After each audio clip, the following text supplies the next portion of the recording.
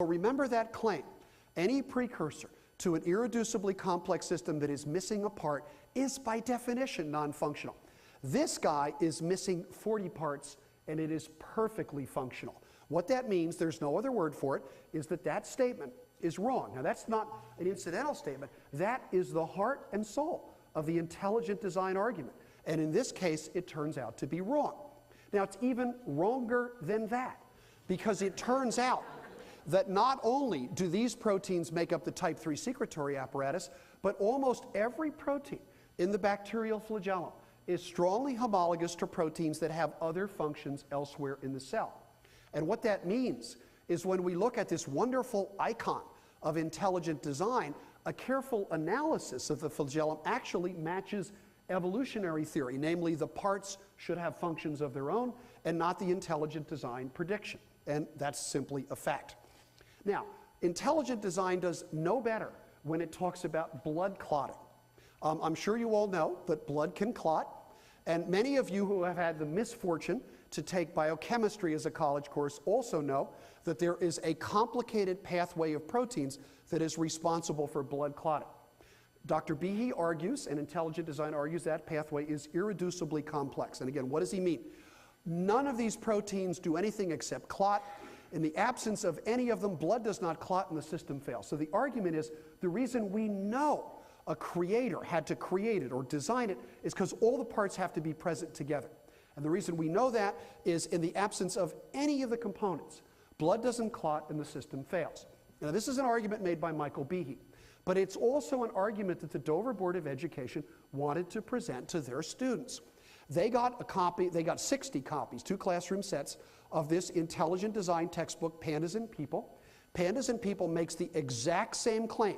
Only when all the components are present does the system function properly, even though, and us nasty evolutionary biologists point out that all of these proteins are, almost all of them are serine proteases, which means they were probably formed by successive rounds of gene duplication. But once again, they say all the proteins, nothing equivocal here. All the proteins have to be present simultaneously for the clotting system to function. That's very interesting. Being an empirical scientist, I always want to say, is that right? Well, how could we test it? We could test it by taking this wonderfully complicated system and let's take a component away. Let's knock one out and see if they're right. Well, the first one that we can knock out, because nature's done the experiment for us, is factor 12. What happens if we knock out factor 12? Another PowerPoint experiment. There it goes. Factor 12 is gone. Will blood still clot? Well, not in us, but it turns out that whales and dolphins lack factor 12. It's actually an evolutionary adaptation to deep sea diving, and their blood clots just fine. That means that proposition that they all have to be present is wrong. Now, taking one away, that's kind of chintzy. Take a few more than one away. Okay, fair enough. How about we take 3 of these factors away? Well, it turns out the puffer fish, a genome that was sequenced just a couple of years ago, is missing the entire 3-part contact phase system up there. The puffer fish has blood that clots just fine. So this argument about unevolvability, which is based basically on the argument that all the parts have to be present, it just turns out to be wrong.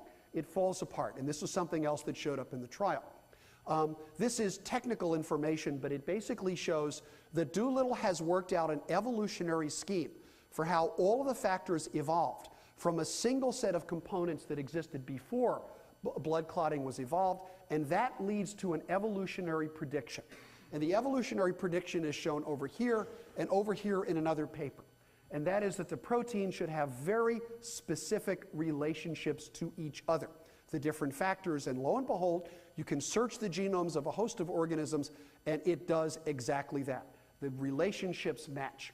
So what this means with respect to blood clotting is claims that you need every component to be present for biological function. That's the claim. Those claims are false. The second thing is a testable pathway has been proposed. I showed it on the previous slide. Careful analysis of that pathway shows it fits the evolutionary prediction, and there's absolutely no scientific support at all for any suggestion that the pathway was produced in a single step of creation or design. And that's what I mean by the collapse of intelligent design as a scientific theory. Now, the one thing that I haven't shown you, because here I'm just going to read you part of the judge's decision, was a similar demonstration on the evolution of the immune system. And Behe has written, and it's part of in Pandas, that Darwinian explanations of the evolution of the immune system are hopeless and doomed to failure. Well, he wrote that about 10 years ago. And it turns out, as I described in my testimony, a flurry of research has shown exactly how the gene shuffling system in the immune system did evolve. And the judge captured this perfectly in terms of what happened in trial. On cross-examination, Professor Behe was questioned about this claim that science would never find an evolutionary explanation for the immune system.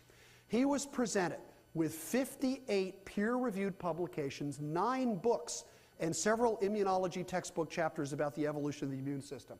However, he ignored all this and simply insisted that it still wasn't sufficient evidence of evolution and that it was simply not good enough. And if you want theater in the courtroom, what the lawyer did was held up the first paper. Have you read it? He said, no, this is a paper on the evolution of the immune system. Here's the second paper. Have you read that? Yeah, I read that one, so forth and so on. And gradually, all 56 papers were piled up in front of the witnesses. A witness, all 9 books and all of these textbooks, and he simply said, it's evidence that is not good enough for me. I think that made a very strong impression on the judge, that here was someone who, regardless of scientific credentials, was determined to ignore the empirical evidence rather than to go by it. The fourth thing that really happened on the trial was that evolution was exposed as a religious doctrine masquerading as science. And I bring this up because I think it is particularly relevant to Ohio. And many of you may think, wait a minute, this doesn't mention religion. It's not really that way. But I want to bring all of you, bring to your attention the federal court test for the actions of a government that might or might not infringe on the First Amendment to the Constitution, the Establishment Clause. And the established precedent is something known as the Lemon test. And it's a court case of Lemon versus somebody else. And it basically says whatever the government body does, the action has to have a legitimate secular purpose. It can't have the primary effect of either advancing or inhibiting religion. And then finally, even if all this is okay, it still must not result in the excessive entanglement of government and religion. So what the judge did was to apply the Lemon test. This is the strictest test. This is the most lenient test. And it turns out he found that the actions of the Dover Board failed all 3 prongs of the Lemon test. They showed, for example, that there was no legitimate secular purpose in promoting the teaching of intelligent design. And why is this the case? Well, one of the things you might ask is, you know, if intelligent design is a religious idea, so what? What's wrong with introducing it in the science classroom? And this is part of the judge's decision that I think really bears making note of. Introducing this as an idea into a science classroom, as he points out, it sets up what will be perceived by students as a God-friendly science, and that's intelligent design, one that explicitly mentions an intelligent designer, and the other science, evolution, that has no position. What I told the judge is I thought a false duality would be produced. It would tell students quite explicitly, choose God on the side of intelligent design, or choose science on the side of evolution and reject God. And introducing such religious conflict into the classroom, the judge wrote, is very dangerous because it forces students to choose between God and science, not a choice that schools should be forcing on them. The last question that I was asked was related to this, and I pointed out to the court that the Lord has blessed me with 2 daughters. I brought both of my daughters up in my faith, and I also brought both of them up to love science. And one of them has actually become a biologist. The other one has become a teacher. Alas, a history teacher, but we don't speak of her. But the point that I wanted to make to the judge is that when my daughters were being educated, I not only wanted them to understand and adhere to our faith, but I also wanted them to love and understand science. And if they were ever placed in a classroom where they were told explicitly or implicitly, choose the religious theory on this side or the anti-religious theory on this side, choose between God and science, I, as a parent, as a taxpayer, as a citizen, would have been outraged at this false choice between religion and science being foisted upon them. And that, as far as I was concerned, was exactly the problem with the Dover policy in terms of introducing this idea into the science classroom. Now, the Dover Board, of course, argued that their statement was not religious. And this is the 4-paragraph statement that was read to students. And if you look at it quickly, I like to paraphrase this statement by saying, basically, kids, we got to teach you evolution because the state says we have to. Then it says, evolution, we're going to teach you that, but it's pretty shaky, and there's a lot of problems and gaps. There is this other really cool theory called intelligent design. You will notice that there is no mention of any problems or any gaps in intelligent design. And by the way, we've got this really good textbook in there. And then keep an open mind, talk about this with your families, and by the way, we have to give you a test at the end of the semester, and evolution will be on the test. And what that essentially does, and the judge certainly agreed, is to undermine evolution and to undermine it for the purpose of promoting intelligent design. Now, you might say, well, intelligent design is not religious. I think it is. But you know what? You don't have to listen to me, and you don't have to listen to the expert witnesses for our side of the case. As the judge pointed out, you can listen to the expert witnesses on the other side of the case, because it turns out Dr. Behe said that it is implausible that the designer is a natural entity, so it must be supernatural. Dr. Minnick said that intelligent design requires the ground rules of science to be broadened so that supernatural forces can be considered. And Professor Stephen Fuller said that the project of ID is to change the ground rules of science to include the supernatural. Once again, don't take it from our side of the case, take it from the other side of the case. ID is, in fact, inherently religious. Now, what does this have to do with Ohio, you might say? Because after all, we're not teaching intelligent design in Ohio. The lesson plans adopted by the Ohio Board of Education, they don't mention intelligent design. And Stephen Meyer from the Discovery Institute, and this is a posting that Steve has on a website, Stephen Meyer even came in front of the Ohio Board of Education, and he promoted not intelligent design, but a teach the controversy promotion. Now, this sounds very good. It sounds very neutral. It seems to have nothing to do with creationism. So you might ask yourself, what does this have to do with creation or creationism? Well, look at the whole website. And look where Meyer actually posted this work. He posted it on creationdigest.com. And he clearly intended this as a friendly audience to review the news as to what he thinks is happening in Ohio. This is clearly a backdoor way to sneak this into the classroom. Consider, for example, that textbook, Pandas and People, which was purchased for the Dover School District. When you read Pandas and People, it doesn't sound like it is religious at all. Darwin is subject to intelligent design, doesn't give a natural thing. Intelligent design means that various forms of life began abruptly through an intelligent agency. It sounds pretty scientific. It turns out this is only the latest version, and Pandas and People existed as an earlier draft. We didn't know this until the lawyers subpoenaed the publisher and asked for copies of the earlier versions of this book. And when we saw these earlier versions, we just about fell over. The earlier versions talk about the creation view. Creation means the various forms of life began abruptly through an intelligent creator. And in fact, when you hold these two up next to each other, what you discover is incredible. There is paragraph after paragraph in the early and the later versions of the book that read essentially identical, except a global word processor has changed creator to designer, has changed creation to intelligent design. How do you make an intelligent design textbook? You take a creation textbook and change the word create to the word design. And this was abundantly clear. Now, Barbara Forrest, an expert in the history of this idea, got all of the earlier versions.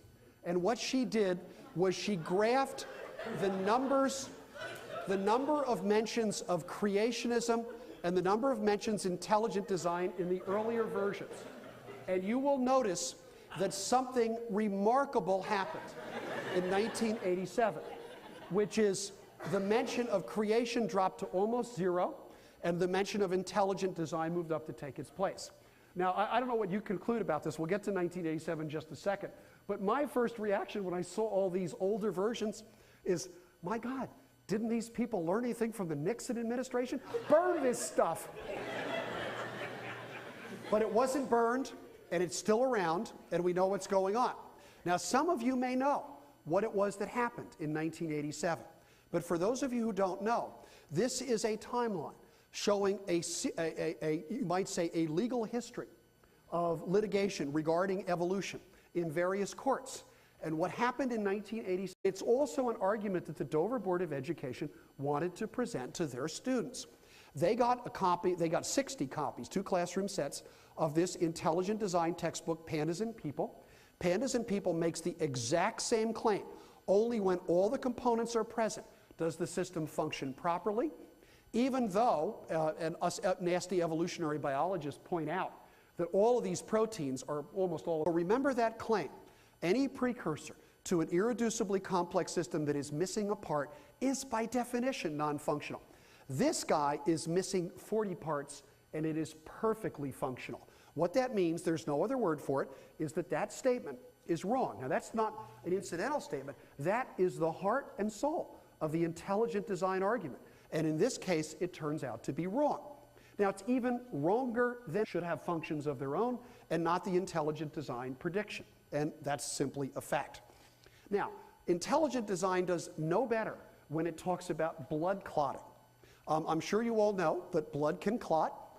And many of you who have had the misfortune to take biochemistry as a college course also know that there is a complicated pathway of proteins that is responsible for blood clotting. Dr. Behe argues, and intelligent that, because it turns out that not only do these proteins make up the type 3 secretory apparatus, but almost every protein in the bacterial flagellum is strongly homologous to proteins that have other functions elsewhere in the cell. And what that means is when we look at this wonderful icon of intelligent design, a careful analysis of the flagellum actually matches evolutionary theory, namely the parts. Design argues that pathway is irreducibly complex. And again, what does he mean? None of these proteins do anything except clot. In the absence of any of them, blood does not clot and the system fails. So the argument is the reason we know a creator had to create it or design it is because all the parts have to be present together. And the reason we know that is in the absence of any of the components, blood doesn't clot and the system fails. Now this is an argument made by Michael Behe.